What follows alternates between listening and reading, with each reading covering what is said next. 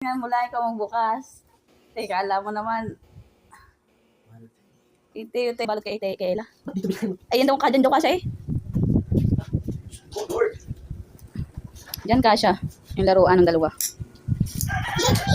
Nene, laruan mo. Ano laruan kaya yan, Nene? Baka yung bahay-bahayan. Isip ko yung masakyan. Ganyan. Ayaw mo buuin? Ah! Uy! Uy! Salamat. Sticker pala, hindi laruan.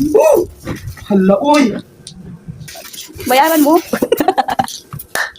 Kumaingay, mama. Oo nga. Malay ko.